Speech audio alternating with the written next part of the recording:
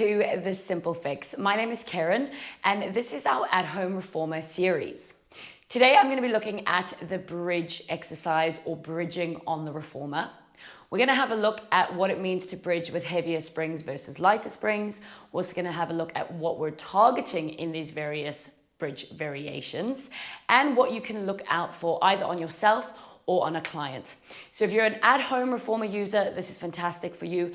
If you are a teacher who is watching people and adding this into their sequencing, then this is going to be very informative.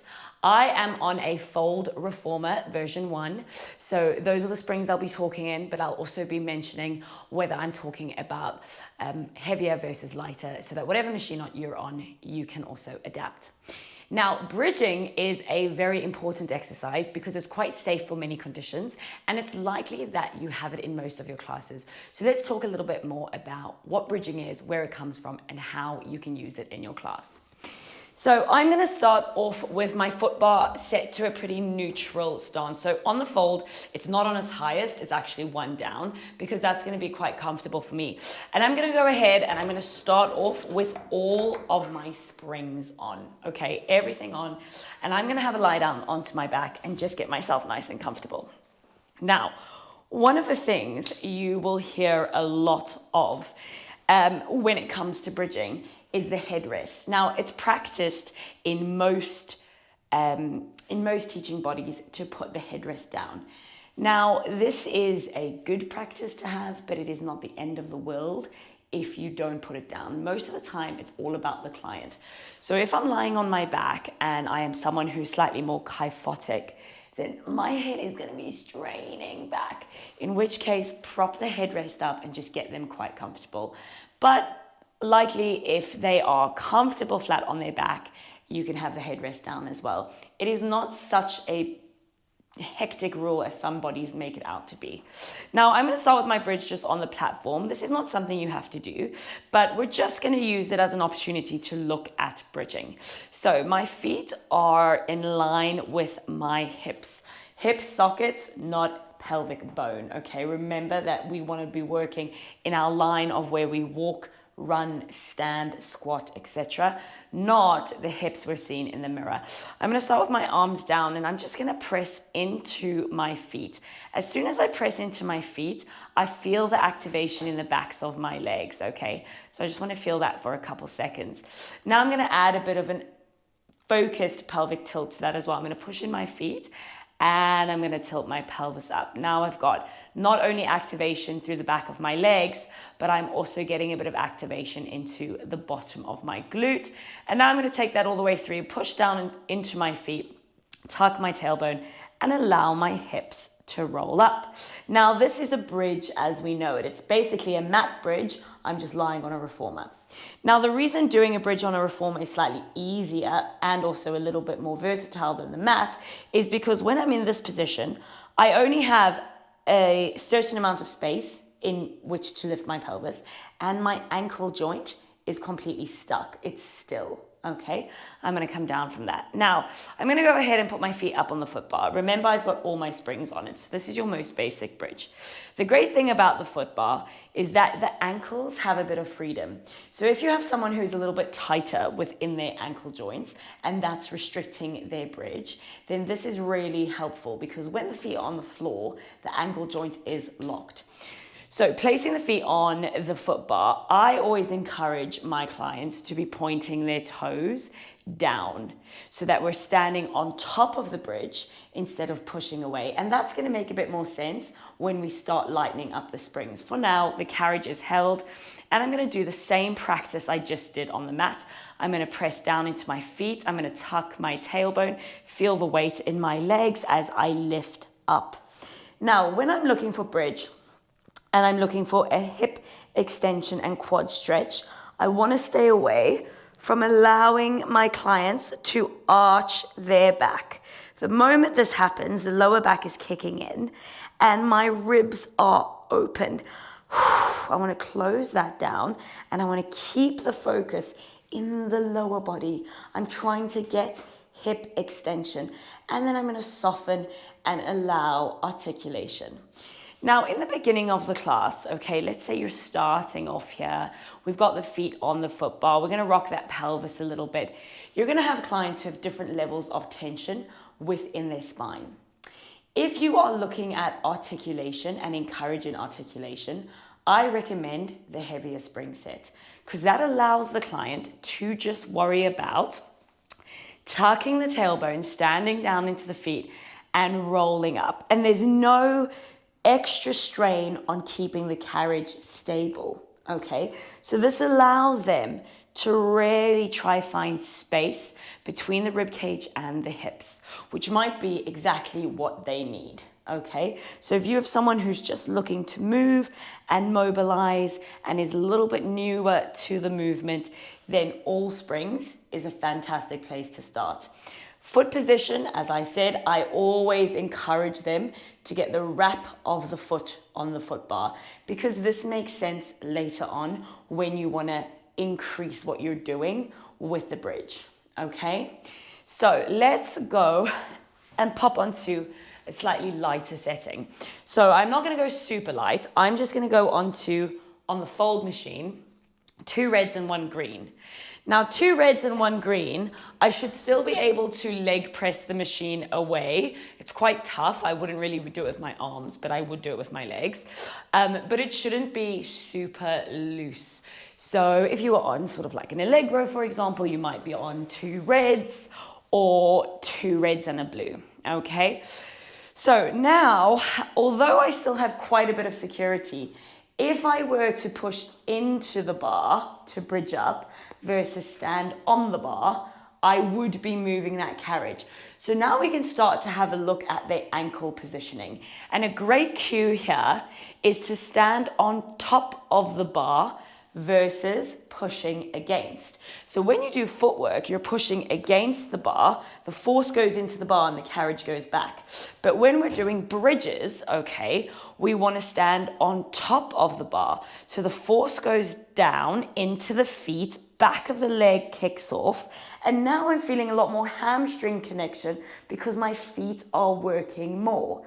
And I can tell the difference between pushing that way into the bar versus standing on top of the bar.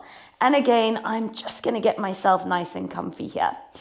As we get lighter with the springs, your client's ability to control their articulation will get less, okay? Because we've got more hamstring integration, so there's more happening in the back of the body. So the ability to just really isolate the articulation will get a little bit trickier. Granted, at this spring, it's still going to be possible, okay? You're still okay to cue that articulation and encourage it. Now, this spring is a little bit heavy, but if you have people who are quite good with their load and need the support, you may even bring it into your hamstring press here.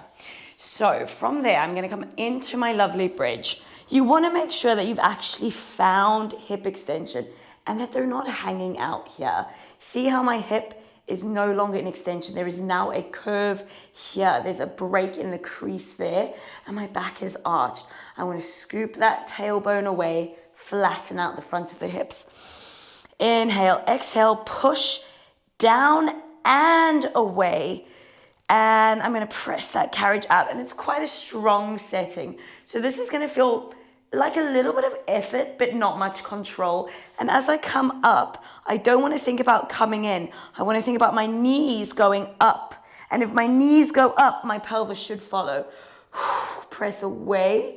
Don't think about coming in. Think about knees and tailbone scooping up and relax. Now, if you do it on such a heavy spring, it's just going to feel like a lovely sort of blood pump to the legs, little bit of effort. Yes, there's pelvic control, but it's not requiring as much strength to control that pelvis. So that's a perfect beginner exercise, okay? If you want to get them used to that bridge moving in and out, keep it on a heavier spring. Now let's go to your lighter spring settings. So I'm going to go ahead and take off 1 red spring, okay? So I'm going to work on a red and a green, which is not super light, but for the sake of me still being able to talk and demonstrate, that's where I'm going to choose to work, okay? So as we start going lighter, what do we know about the machine? The lighter we work, the more the carriage moves. So if I'm on a lighter spring, it's going to be much easier for the carriage to move, which means I'm going to have to work a bit harder to control the carriage. So now my foot placement is way more important. I need to have that foot dexterity, that ankle mobility, so that when I push down and I start coming up, I'm able to keep the carriage still, and I'm gonna feel a totally different experience. It's all in my hamstrings now, because if I'm not pointing those toes down, opening the ankles and gripping, I'm gonna be pushing away unintentionally. Now, as we work lighter, it gets harder to maintain that pelvic control into extension. So what you might start seeing is a little less articulation and a little more down and up. And your client or yourself, you might still be thinking about articulation, but the ability to move through it as smoothly as you did when you were on heavier springs is less. And that's okay, and that's to be expected. Okay, so now we're on a lighter spring. Fantastic. My hamstrings are already screaming. What is great is this really challenges the foot lower leg as well. Now we take this into the hamstring press. So I'm going to point my toes down. I'm going to curl up and I'm going to try and find hip extension. Now I'm going to press away. The press away is easy, almost too easy. I need to control it at this point, and I need to make sure I haven't come to there. Okay, I haven't sunk my bum down. Then when I come back, even more so, I need to stand into my feet, lift my hips, and almost think of retucking that tailbone to maintain the height. If I just think about coming in, I'm going to be there. Now I'm hanging out on my lower back. My hamstrings are no longer connected. I'm just going to come down and rest. So it gets more challenging the lighter we go, okay? And the goal becomes keeping the carriage in. Keeping the carriage in is something you will hear with a bridge cue. But why? Why are we trying to keep the carriage in? Because we want to be pointing those toes down, opening the ankles. Because we want to be standing down and not against. We want to be loading those hamstrings, glutes, calves, and feet down into the floor to get the hips up, and there's a bit of contraction keeping me in. Lovely, lovely, lovely hamstring work. And then I'm gonna come down and just take a breather. It is very common for clients to experience a cramp in their hamstring or calf when working on a lighter spring. So it's something that I always flag so that they don't get a fright if it happens. If it happens, getting them to drop their feet and do a few bridges there first is fantastic, or just get them to shake it out a little bit. Okay, so that is a quick deep dive into bridging on the reformer. I hope that you have learned something from this video. Remember, the lighter you work, the more hamstring and pelvic control you will be challenging. The heavier you work, the more you are able to just educate on the bridge, moving of the pelvis and the opening of the space between the rib cage and the pelvis. So use both those tools wisely. Make sure that you are not working too light too soon, because that's a sure way for that lower back to take over. And remember, the focus is the legs, not the back at all, just the legs. If you enjoyed this video, please make sure to like and subscribe. There's plenty more education on my page. Thank you so much.